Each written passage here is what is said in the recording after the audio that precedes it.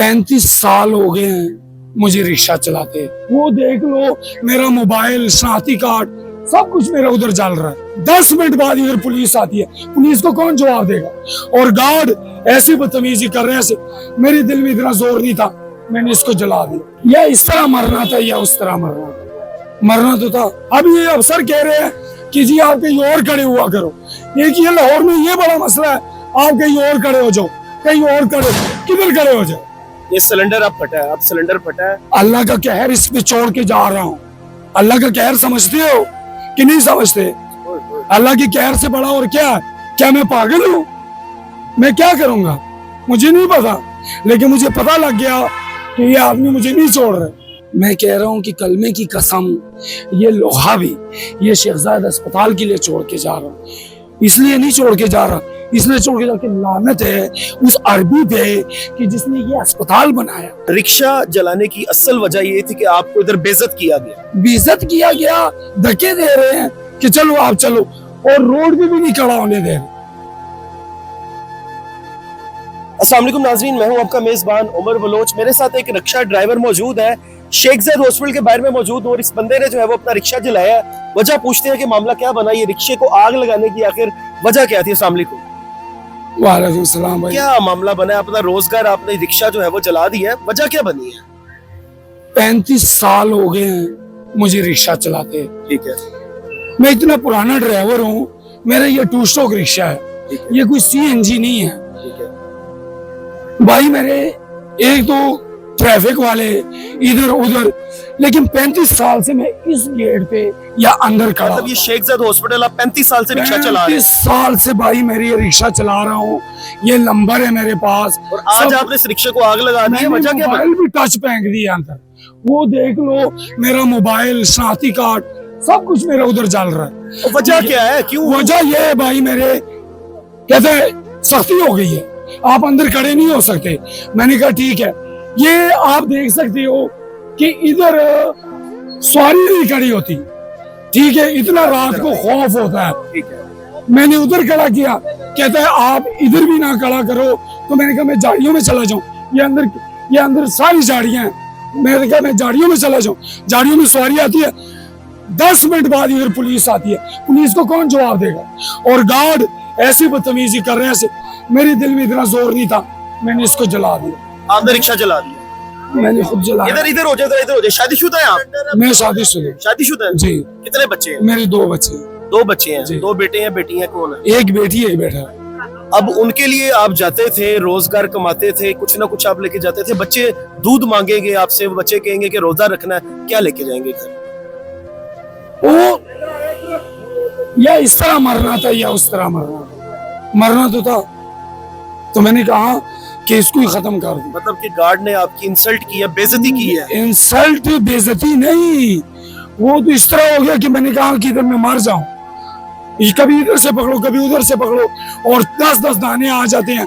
तो मेरा कोई इतना बड़ा बिजनेस तो नहीं है, और ना मेरा कोई इनके साथ कोई कॉन्ट्रैक्ट है के, लेकिन सवारी के हिसाब से हम खड़े होते हैं, कोई बदमाशी हमारी नहीं है। लेकिन मैं ये कह रहा हूँ कि ये मुझे कह रहे कि तुम झाड़ियों में घुसो और उधर भी ये पीछे आए, तो ये तो गलत बात है। अब ये अफसर कह रहे हैं कि जी आप कहीं और खड़े हुआ करो।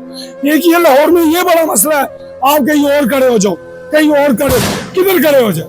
ये सिलेंडर अब फटा है, अब सिलेंडर फटा है। तो यार ये आपने अपना रोजगार भी तबाह कर दिया। थोड़ा बर्दाश्त कर जाते, आपको पता है ये पाकिस्तान है, यहाँ पे बड़ा मुश्किल है रोजगार कमाना। भाई 35 साल हो गए, कितना बर्दाश्त करें? जब से इस रिक्शे पे आए हैं, इटली ने हमें ये रिक्शा पता नहीं किस चीज के लिए दिया था और हमने क्या बना दिया। और मतलब ये उस वक्त से मेरे ख्याल से कोई समझ में किसी की नहीं आ रहा था। अब क्या करेंगे? अब क्या, अब तो रिक्शा गया, अब क्या करेंगे? अल्लाह का कहर इस पे छोड़ के जा रहा हूँ। अल्लाह का कहर समझते हो कि नहीं समझते? अल्लाह की कहर से बड़ा और क्या है? जैसे कि अल्लाह का कहर अंदर छोड़ के इधर आ गया, इधर से आगे जाते जाते ये कहाँ चला है? ये आप देख लो कहाँ चल रहा है ये रिक्शा। क्या मैं पागल हूँ? मैं क्या करूंगा मुझे नहीं पता, लेकिन मुझे पता लग गया कि ये आदमी मुझे नहीं छोड़ रहे। अब घर जाएंगे, बच्चों को क्या कहेंगे? कुछ नहीं कहूंगा, क्या कहूंगा? जब एक आदमी को गोली लगती है, कोई फायर मारता है, वो बच्चों को क्या कहता है कि मुझे किसने फायर मारा? सबको पता लग जाता है कि ज्यादती हुई। घर का किराया जब देना पड़ेगा, बिल लाएंगे, बच्चों की स्कूल की फीस आएगी, बच्चे कहेंगे बाबा रोटी खानी है, तो क्या उनको देंगे? मैं कह रहा हूँ कि कलमे की कसम, ये लोहा भी ये शेखजाद अस्पताल के लिए छोड़ के जा रहा हूँ। इसलिए नहीं छोड़ के जा रहा, इसलिए छोड़ के जा के लानत है उस अरबी पे कि जिसने ये अस्पताल बनाया, जो खुद तो सऊदीया या दुबई या कुवैत है, लेकिन उसको ये खबीस को नहीं पता कि मेरे अस्पताल में चल क्या रहा है। इस अस्पताल के एक एक आदमी को मैं जानता हूँ, एक एक नर्स को मैं जानता हूँ, ठीक है? मैं किसी भी तोहमत नहीं लगा रहा कि वो ये, मैं सिर्फ इतना कह रहा हूँ कि भाई खुदा का नाम है कि ये तुमने कोई अस्पताल बनाया है, ना कोई पार्किंग है, ना कोई खड़े होने की जगह है। रिक्शा जलाने की असल वजह ये थी कि आपको इधर बेइज्जत किया गया। बेइज्जत किया गया, धक्के दे रहे हैं कि चलो आप चलो, और रोड भी नहीं खड़ा होने दे रहे। क्या हालांकि रूट पार्सिंग, ये रिक्शे बंद है, हमसे अभी भी पार्सिंग लेते हैं। भाईजान, आप इस मुल्क में जिंदा क्यों हैं? आप रिक्शा चलाते हैं, आप जिंदा क्यों हैं? आपके पास V8 होती तो आपकी इज्जत होती, आपके पास बड़ी गाड़ी होती तो आपकी इज्जत होनी। अल्लाह का बंदा हूँ, इसलिए मैं जिंदा हूँ। बस यही बात है ना कि आप तो रिक्शा ड्राइवर है, आपकी औकात क्या है?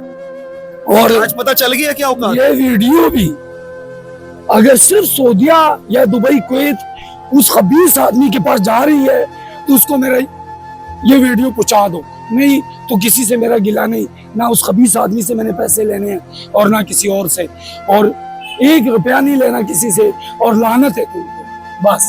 नाजरीन, मेरे साथ ये मजदूर है, रिस्के हलाल कमाता है, रिक्शा चलाता है, लेकिन इसको शेख ज़ैद हॉस्पिटल में इस किस्म का बेइज्जत किया गया है, इसकी इस तरह नफ्स को इस तरह पमाल किया गया, मजरूह किया गया है कि तुम अपने बच्चों का जो है वो यहाँ पे बस तबाह हो गया, फट गया, सिलेंडर फट गए हैं, सारा रिक्शा जल के खाक हो गया है। नाजरीन, ये मेरे साथ जाहिर सी बात है, इंसान जज्बाती हो जाता है, लेकिन इस बंदे का जो है वो इस बंदे का जो है वो रोजगार जल रहा है, इसके बच्चों की खुशियां पीछे जल रही हैं, तो जाहिर सी बात है फिर ये जज्बात है, अवाम के जज्बात है। शेख ज़ैद हॉस्पिटल में इसको बेइज्जत किया गया है, इसको धक्के दिए गए हैं कि भाई यहाँ से निकलो, यहाँ से दफा हो जाओ, तुम्हारी औकात क्या है? रिक्शा चलाते हो तो तुम यहाँ पे खड़े नहीं हो सकते हो।